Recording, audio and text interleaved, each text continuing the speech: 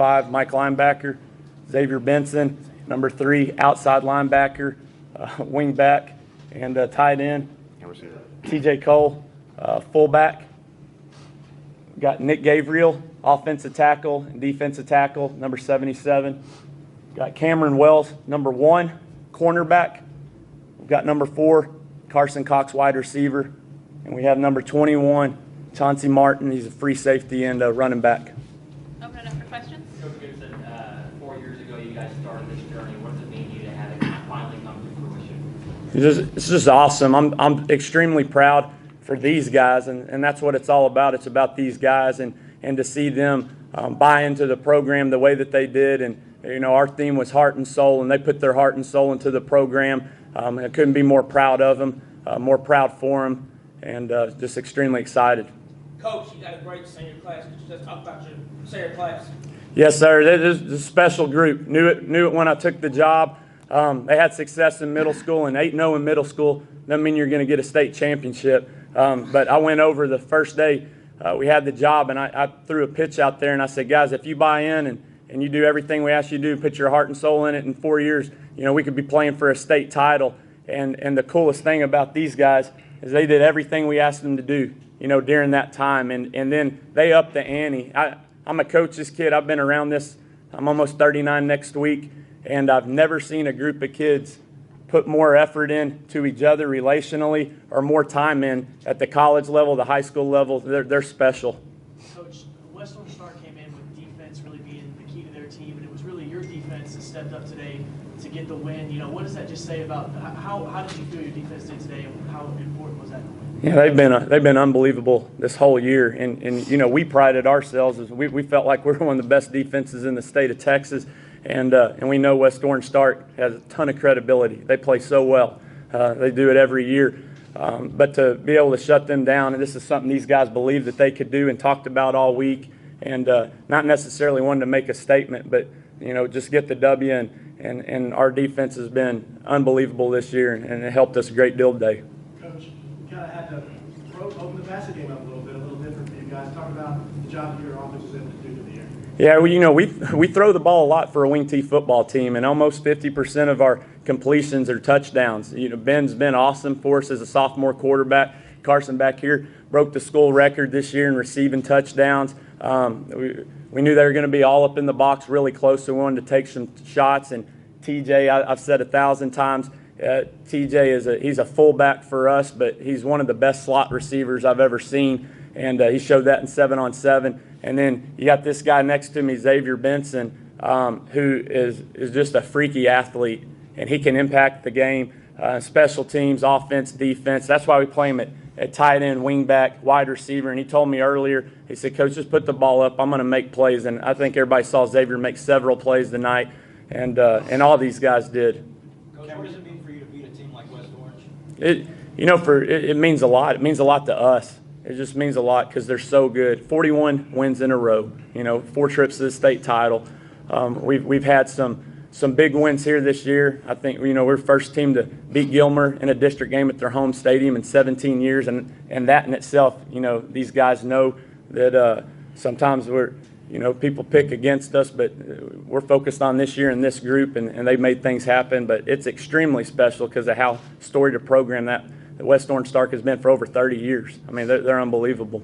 Okay, I was going to say that you guys on the defense side, the pick you had in the first half. Just talk about this week, how Coach got you guys prepared for what they were going to come back and do with you guys. We just wanted to contain the quarterback this week. We basically wanted to force him to throw the ball in the air. Coach Eastley, along with the other guys in the defensive side of the ball, that coach, do a phenomenal job of putting us in, a good position to make plays. And I saw the ball in the air, and I took advantage of it. Xavier, what was that feeling like getting that pick six there at the end to kind of put the game on ice? It was amazing knowing that we closed the game out and looking up at the scoreboard, knowing that we went 16-0 and completed a perfect season. What was it like for you the whole final couple minutes just with that third down finish there? Oh, it was emotional. The whole down, this is like, we got to make a play. We got to get the first down. We got to run out the clock. We got to do this, and that, because we knew we were capable of winning this game. We had it we've been knowing it since our freshman year, knowing that we put the effort and work in just to be great. And look what it's got us. We paid off, and we got a state title. Coach, from a personal standpoint, your brother's your offensive coordinator, your dad was on the sideline. What does it mean to you to be able to share this moment with them? Yeah, it just means a lot. This whole thing's about relationships, and my brother gave up a lot to come out to East Texas with me. He gave up a good job at Frisco High, where we both were with my dad, and to have my mentor, my dad, my father, my hero, somebody that I wanted to grow up and be like on the sidelines and win this. It feels great as a son. Just, are you proud of me, Dad? That type of thing. I'm still a boy, to him. So it was special. Caleb, tell me a little bit. There's a lot of unsung heroes on that defense. A lot of kids that just are out there making plays. It doesn't seem to be your knack for today. Well, I mean, I couldn't have done this without my coaches, and I mean, they the ones who got me here. You're all right. You got Louie going over there. All right. Go ahead. Ask him a question again, Josh. Being the defensive MVP in the state championship game, did you ever think that was possible when y'all started this season? I think it was possible. I mean, all the hard work that we put in, all the after hours, stuff like that.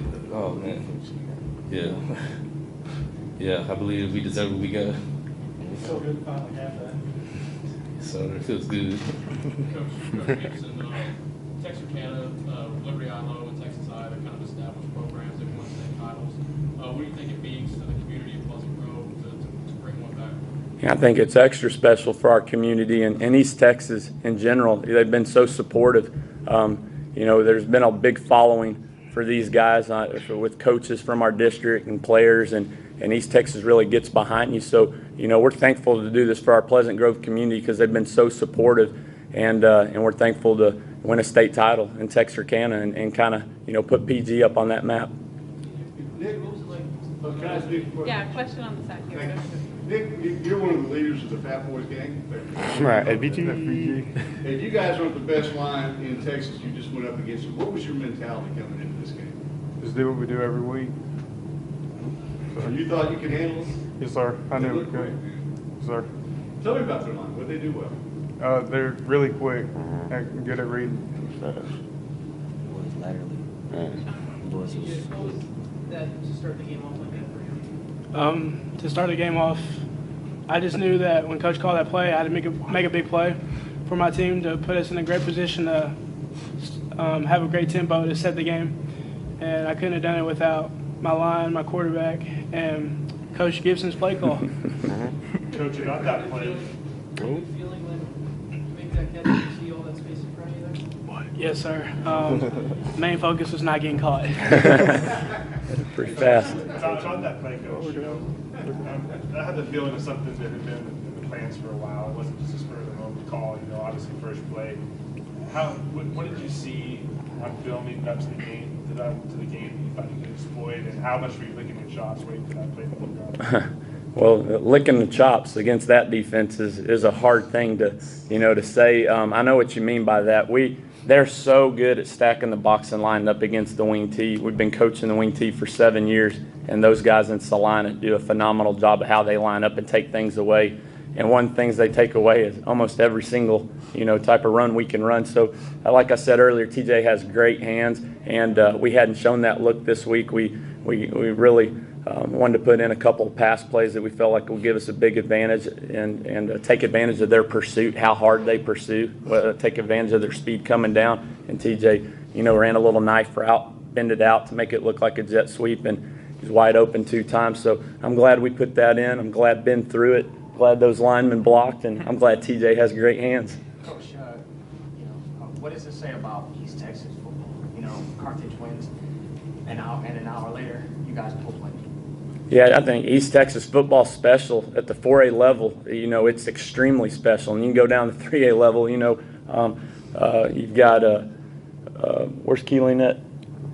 Wascom. Yeah, I'm sorry. I went blank for a second. Keeling used to be at Pleasant Grove, but you got Wascom. I think we'll claim Newton. They're an East Texas school, and Kilgore's and Carthage and just John Tyler. East Texas football special, and I think it showed that.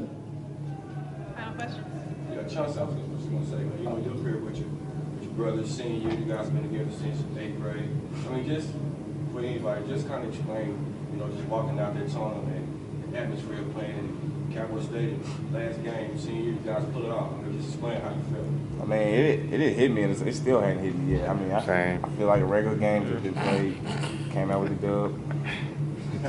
Somebody get this guy. He was our starting quarterback, you know, as a sophomore and played up as on varsity as a freshman. He's a dude. He's a team captain type guy. Yeah. Give him a shot at one. Carson, to that effect, Dave coming in as a sophomore, what kind of advice did you give him in the offseason about the job, knowing that he was going to take over, and how helpful you think you were in the rest of the year for him?